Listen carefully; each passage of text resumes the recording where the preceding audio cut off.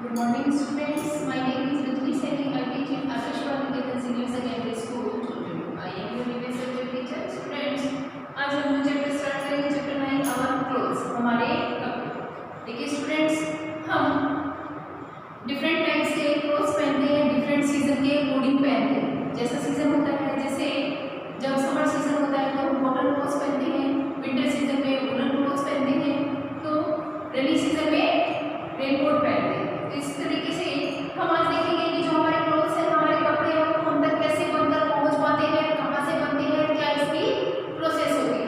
तो देखेंगे कि natural and man made fibre, कि नेचुरल यानी प्राकृतिक और मैन मेड यानी मनुष्य के द्वारा, लोगों के द्वारा बनाए गए फाइबर यानी रेशों के बारे में पढ़ेंगे। इसके बाद देखेंगे फाइबर टू फैब्रिक, कि एक रेशे से कैसे कपड़ा तैयार किया जाता है, उसकी क्या प्रोसेस होती है, कैसे उसकी कताई, बुनाई, सिलाई, रंगाई, छपाई की जाती है, वो सारी चीजें हम इसमें रीड करेंगे। ओके स्टूडेंट्स, तो अब इस चैप्टर की आगे से डिटेल से रीडिंग हम अपनी बुक से स्टार्ट करेंगे। तो सभी बच्चे अपनी बुक ओपन करेंगे। Students, chapter 9 our clothes, page number 55। आज हम रीडिंग स्टार्ट करेंगे।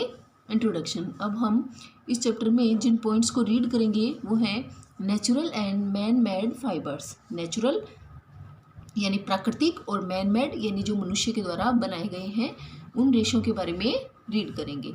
फाइबर्स, फाइबर टू फैब्रिक यानी रेशे से फैब्रिक यानी कपड़ा कैसे तैयार होता है, तो उसकी जो प्रोसेस है उसके बारे में रीड करेंगे। स्पिनिंग यानी कैसे कपड़े की कताई होती है, वीविंग कैसे बुनाई होती है, कैसे उसको फिनिशिंग दी जाती है, कैसे उसकी डाइंग की जाती है यानी रंगाई की जाती है, कैसे उसको प्रिंटिंग किया जाता है यानी उसकी छपाई की जाती है। फिर स्पेशल ट्रीटमेंट टू फैब्रिक, फिर कपड़े को एक स्पेशल ट्रीटमेंट दिया जाता है, उसके बारे में रीड करेंगे। नेक्स्ट टॉपिक है केयरिंग फॉर क्लोथ्स, कि हम कपड़ों की देखभाल किस प्रकार से करेंगे, तो उसके पॉइंट्स हैं washing, dry clean, ironing and storage. तो इन सब के बारे में हम डिटेल से रीड करेंगे। We use different kinds of fabric for making clothes for different season and occasions. देखिए स्टूडेंट्स, हम क्या करते हैं, डिफरेंट सीजन यानी अलग अलग सीजन में और अलग अलग ओकेजन यानी अवसर पर हम जो अलग अलग प्रकार के जो फैब्रिक होते हैं यानी जो कपड़ा होता है उसका यूज़ करते हैं मेकिंग क्लोथ्स यानी कपड़े बनाने में। ठीक है, तो जो सीज़न के अकॉर्डिंग हम कपड़े पहनते हैं उनके लिए अलग अलग फैब्रिक का यूज़ होता है। इन समर सीज़न, तो देखिए जो समर सीज़न होता है यानी जो गर्मी का मौसम होता है, we wear cotton clothes to keep our self cool. तो हम उस सीज़न में कौन से क्लोथ्स पहनते हैं, कॉटन क्लोथ्स पहनते हैं। कब पहनते हैं, समर सीज़न में। उससे क्या होता है कि हम अपने आप को कूल यानी ठंडा महसूस करते हैं। क्यों? क्योंकि जो कॉटन क्लोथ्स होते हैं वो हल्के होते हैं, इसलिए हम समर सीज़न में कॉटन क्लोथ्स पहनते हैं। इन विंटर सीजन और सर्दी के सीज़न में वी वियर वुलन क्लोथ्स, हम क्या पहनते हैं, ऊनी क्लोथ्स पहनते हैं, ऊनी कपड़े पहनते हैं। टू कीप अस वार्म, अपने आप को गर्म रखने के लिए। नेक्स्ट देखिए, in which season do we wear silk, कौन सा सीज़न है जिसमें आप सिल्क क्लोथ्स पहनते हैं। Clothes are made from fabric and fabric is obtained by weaving its fibres. तो देखिए जो क्लोथ्स है यानी जो कपड़ा है वो किससे बनाया जाता है, फैब्रिक यानी कपड़े से, and fabric is obtained by weaving its fibres, और जो कपड़ा है वो किससे बनता है, फाइबर से यानी रेशे से उसकी बुनाई की जाती है जिससे कपड़ा तैयार होता है। But where do we obtain from fibres from, ये जो फाइबर होते हैं ये हम कहाँ से प्राप्त करते हैं यानी कहाँ से हमें फाइबर मिलता है। We get these fibres either from plants और एनिमल्स, तो हमें ये जो फाइबर्स है यानी जो रेशा है वो किस किस से मिलता है, प्लांट से और एनिमल्स दोनों से मिलता है। These fibres are called natural fibres, तो जो हमें प्लांट्स और एनिमल्स से जो फाइबर मिलता है उसे क्या कहते हैं, नेचुरल फाइबर कहते हैं यानी प्राकृतिक रेशे कहते हैं। On the other hand man made artificial fibre are obtained from chemical. और देखिए जो हमें केमिकल यानी कुछ रसायन से जो फाइबर बनते हैं, जो मनुष्यों के द्वारा बनाए जाते हैं, उन्हें क्या कहते हैं? मैन मेड या आर्टिफिशियल यानी कृत्रिम रेशे भी कहते हैं। तो जो प्लांट्स और एनिमल से हमें फाइबर मिल रहा है उसे क्या कहेंगे? Natural fibre. और जो मैन मेड है यानी जो मनुष्य के द्वारा बनाया गया है वो कैसा फाइबर है? आर्टिफिशियल फाइबर है। नेक्स्ट देखिए, we have already study about the following types of fibres. तो हम जो इसके बारे में पढ़ चुके हैं कि फाइबर यानी रेशे, हमें रेशों के टाइप के बारे में पढ़ चुके हैं। आगे देखिए पेज नंबर 56। इस टेबल के थ्रू हम समझेंगे कि नेचुरल फाइबर कौन कौन से हैं और मैन मेड फाइबर्स कौन कौन से हैं। तो इसमें देखिए कॉटन, सिल्क और वूल, ये सब क्या है? नेचुरल फाइबर है। तो देखिए कॉटन और सिल्क हमें किससे मिल रहे हैं? प्लांट से मिल रहा है। और जो वूल है, सॉरी स्टूडेंट्स, कॉटन है वो प्लांट से मिल रहा है, और सिल्क और जो वूल है वो हमें एनिमल से मिल रहा है। तो ये सब जो प्लांट और एनिमल से मिल रहे हैं वो क्या है? नेचुरल फाइबर है। इधर देखिए मैन मेड फाइबर, तो नाइलॉन, रेयॉन और पॉलिस्टर ये मैन मेड फाइबर हैं जो मनुष्य के द्वारा बनाए गए हैं। Now let us understand the journey of fabric from fibre. अब हम पढ़ेंगे किसकी जर्नी? मीन्स यात्रा, कि कैसे एक फैब्रिक फाइबर से फैब्रिक बनाया जाता है, यानी रेशे से कपड़ा किस प्रकार तैयार किया जाता है। नेक्स्ट हमारा टॉपिक है फाइबर टू फैब्रिक, यानी किस प्रकार रेशे से कपड़ा बनाया जाता है। Natural fibre are hair like material obtained from an animal और सम प्लांट। जो नेचुरल फाइबर है वो किस तरीके का होता है? हेयर यानी बालों की तरह का एक मटेरियल यानी सामग्री होती है जो ऑब्टेन्ड यानी प्राप्त किया जाता है किससे? एनिमल से और कुछ प्लांट से। They have to undergo many step by step process to become the strong and durable long fibres which can be woven into fabrics.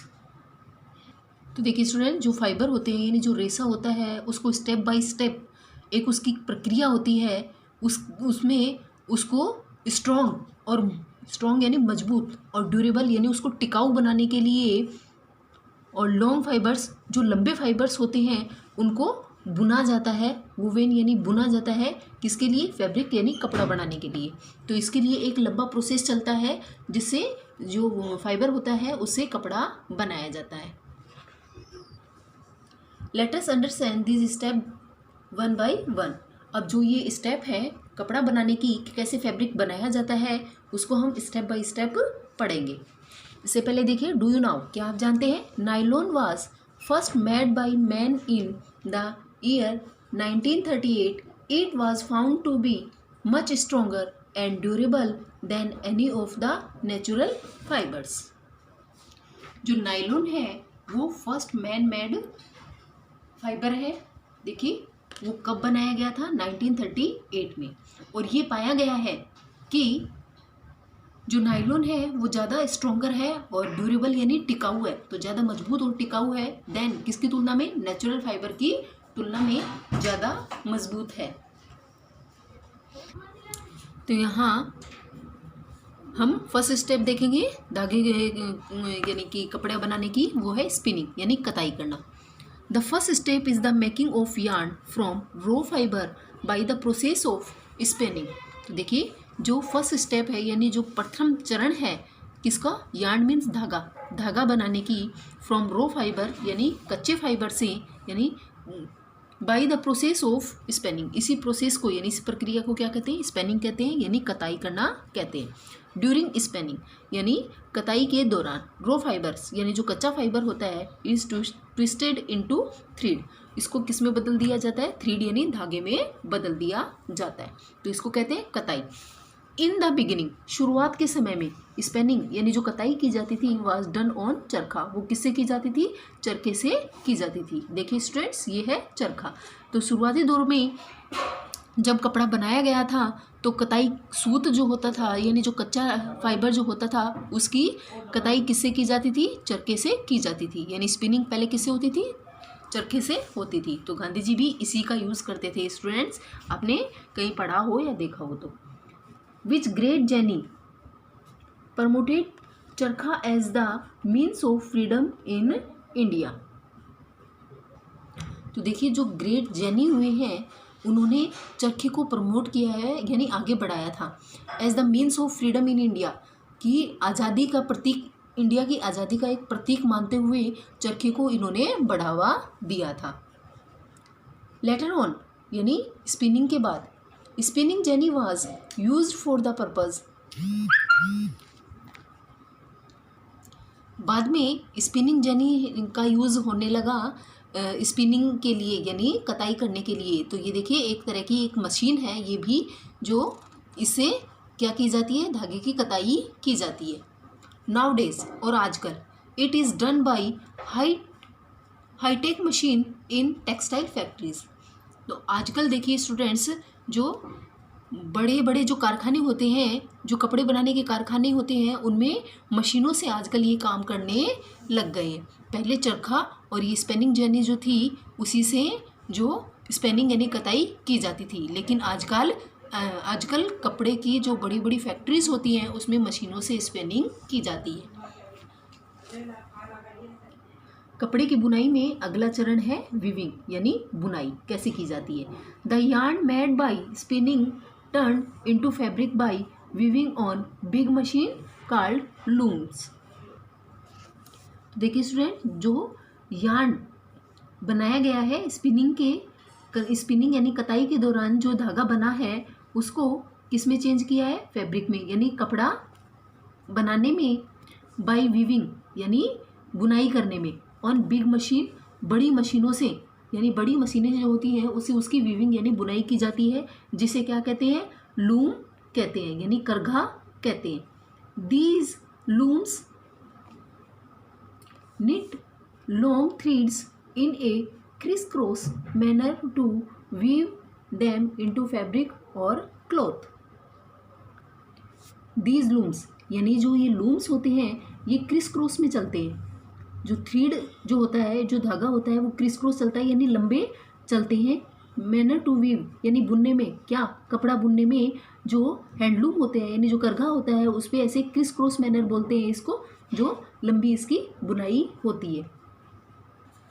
Many weavers weave the thread on handloom by many weavers यानी जो बुनाई की जाती है, weave यानी बुने जाती हैं, थ्रेड यानी धागों पे, हैंडलूम यानी जो हाथों से बुने जाते हैं, बाई हैंड जो हाथों से बुने जाती हैं उनको क्या कहते हैं? हैंडलूम कहते हैं यानी हथकरघा कहते हैं। तो जो बुनाई हाथों से की जाती है उसे क्या कहते हैं? हैंडलूम कहते हैं यानी हथकरघा कहते हैं। नेक्स्ट देखिए, most of the fabric is made on power loom. अब कुछ ऐसे भी फैब्रिक्स हैं आजकल जो लोग किस पे बुन रहे हैं? पावर लूम यानी मशीनों से भी इनकी बुनाई की जाने लगी है, जिसे क्या कहते हैं? पावर लूम कहते हैं यानी मशीनी करघा कहते हैं, जो बिजली से चलता है। These machines are run by electricity. ये जो मशीनें हैं वो किससे चलती है? इलेक्ट्रिसिटी यानी बिजली से चलती है। तो पहले हाथों से ही ये बुनाई की जाती थी, लेकिन आजकल क्या है स्टूडेंट्स, बड़ी बड़ी फैक्ट्रीज हैं, मशीनें हैं, तो उनमें ये सारा काम वीविंग का यानी कपड़ों की बुनाई करने का होने लगा है। तो स्टूडेंट्स, आज मैंने जितना आपको चैप्टर रीड करवाया है उसकी आप रीडिंग करेंगे। Okay students, thank you, have a nice day.